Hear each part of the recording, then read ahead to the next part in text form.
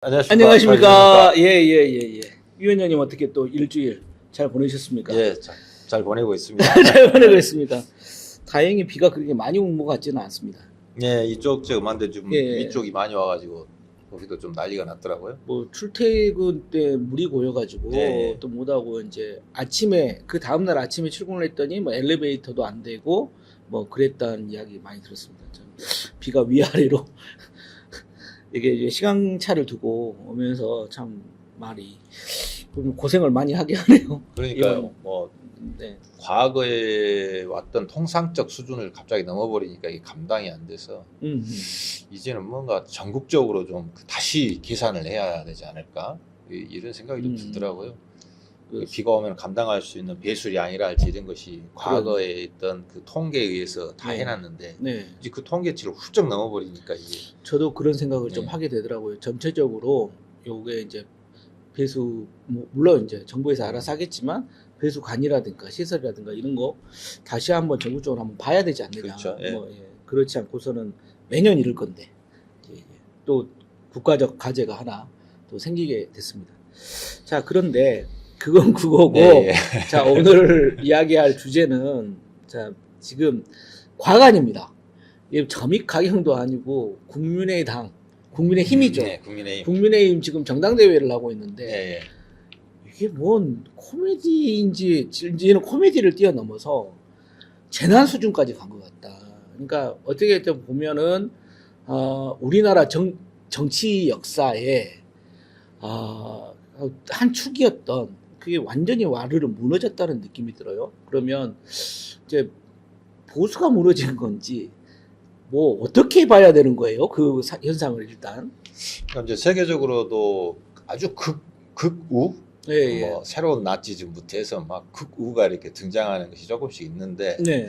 와, 대한민국도 마찬가지로 지금 그렇게 국민의힘 그쪽으로 좀 달려가고 있고, 이것이 보통 정당이 보면 그 사회의 여러 가지 현상들이 반영된 것이 정당인데, 네.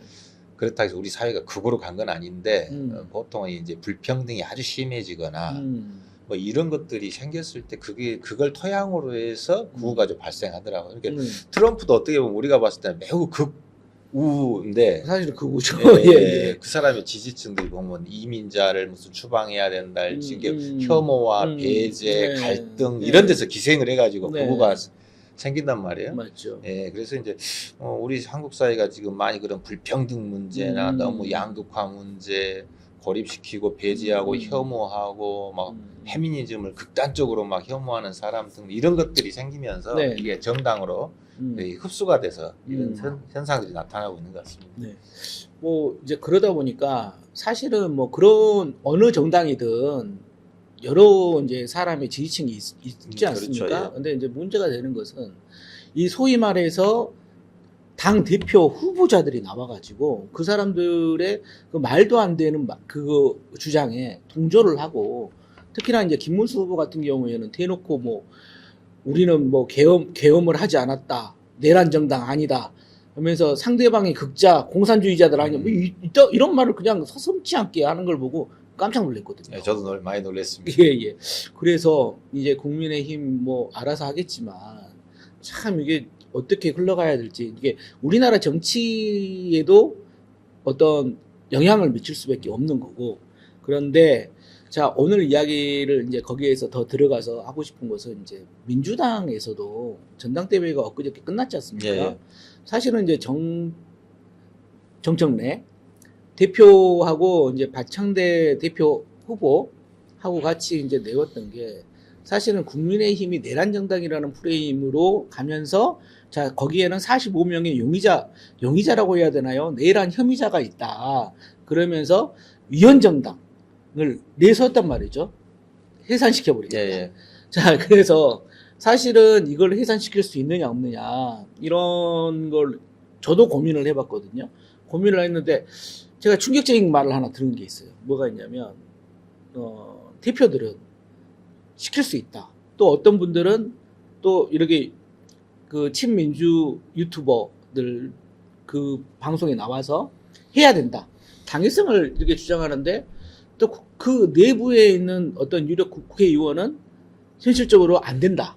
또 이렇게 이제 나눠져 있기 때문에 이게 어떻게 보시고 계시는지 뭐 한 궁금도 하고 저는 여기에서 이제 어떤 뭐랄까 시킬 수 있을까?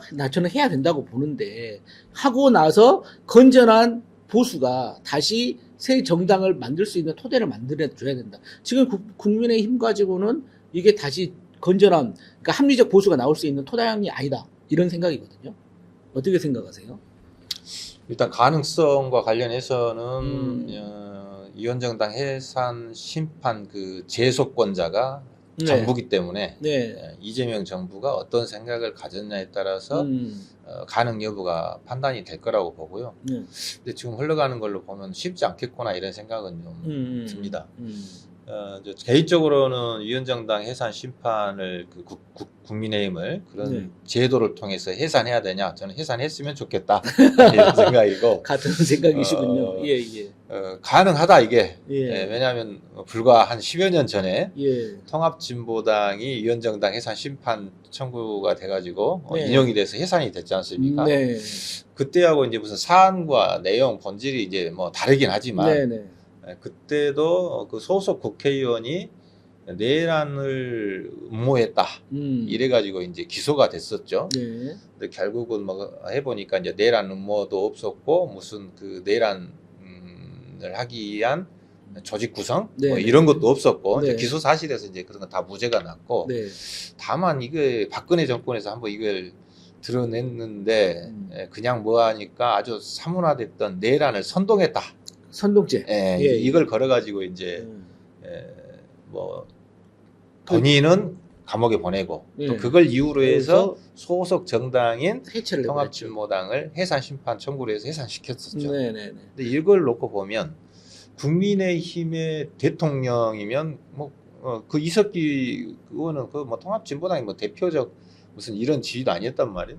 또 국민의힘의 대표적인 이제 국민의힘을 대표하는 대통령이 내란을 직접 했고 거기 소속 국회의원들이 45명이 같이 같이 뭐 어쨌든 어떤 형식으로든 했고 맞죠, 맞죠. 아니 대한민국에서 불법적으로 계엄을 해서 내란을 했다라고 하는 것이 헌법재판소를 통해서도 판명이 됐고 네. 물론 이제 특검이 좀 남아 있습니다만 네. 이런 여러 가지로 봤을 때는 그 감으로 보면 충분히 100배, 10배, 뭐 10배, 100배도 해산되고 남을 상황이 아닌가 그렇게 생각을 합니다. 그러니까 이제 국가보안법으로 해가지고 내란 선정 때는 아니고 국가보안법은 아니었던가요? 아 국가보안법도 일부 있는데 그것이 이제 예. 해산 심판의 그건 아니었죠. 그건 네, 아니었고 네, 그냥 내란 선동을 했다. 네. 그것도 내란 사실은 실체가 좀 모호했는데 내란 선동을 하고 예. 그 정당 통진당의 강령이 뭔가 보이지 않는 의도 적화 통일 무슨 뭐 이런 냄새가 난다 뭐 이런 거였어요. 그게 되게 웃겼던 게 이게 그 아담 스미스의 보이지 않는 손가 네. 그 보이지 않았는데 어떻게 그걸 판결할 수 있는지도 좀 궁금했고 그걸로 상당히 그 세게 그랬죠. 균형을 받은 걸로 알고 있는데 사실은 제가 이제 뭐 자세히는 몰라요. 근데 이제 들어본 바로는 그냥 모여가지고 그냥 이렇게 잡담 수준의 이야기를 한 거잖아요. 그때가 아마 북미 간의 갈등이 좀 심해가지고 전쟁이 나냐 마냐 막 이런 심각한 시기여가지고 주요 이제 그 강연을 한 거죠.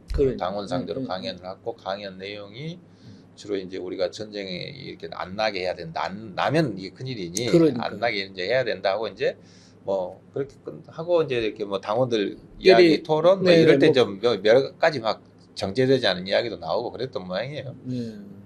하여튼 저는 이제 그렇게 알고 있는데 그걸 가지고 선동을 했다. 좀 조금 이해가 안 가서 하여튼 그걸 가지고도 한 정당을 국민이 선택을 해줬단 말이죠. 어느 정도의 투표를 받았고 국회의원도 한 4분 정도 되셨던가요? 그때 6명 6분. 그 정당도 지금 위원 정당을 해서 자기네들은 해버렸잖아요. 여기는 45명이란 말이에요. 그렇죠.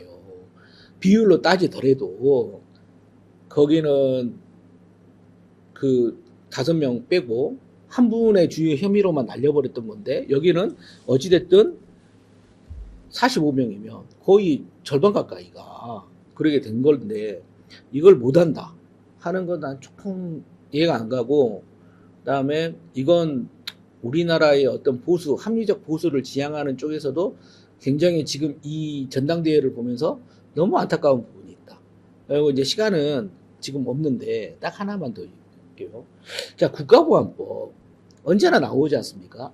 저는 이게 지금 왜 폐지가 안 될까? 도대체 왜 폐지를 못 시키지? 언제나 의문점이 갖고 있단 말이죠. 그리고 문재인 정권 때도 폐지를 시킬 수 있었을 것 같고, 예전부터 폐지 논의는 계속 왔었고, 그러면 저는 이런 생각을 해요. 자, 국가보안법으로 해서 어느 한쪽 본인들이 봤을 때 반대편, 걔네들은 이제 극자라고 불리지만 극자를 올가맸던 역사가 있지 않습니까? 그렇죠. 자, 국가보안법을 없앨 수 없다. 그러면 지금 극우라고 우리가 부르잖아요. 그 민족주의가 없다, 뭐 이런 걸 다 떠나서 그냥 단순하게 극우가 지금 서부지법 폭력 사태도 하고 선동도 하고 이런 혐의에 대해서 왜 똑같은 법을 개정을 해서 똑같이 처벌을 할 수 없느냐. 지금 이런 것도 있거든요.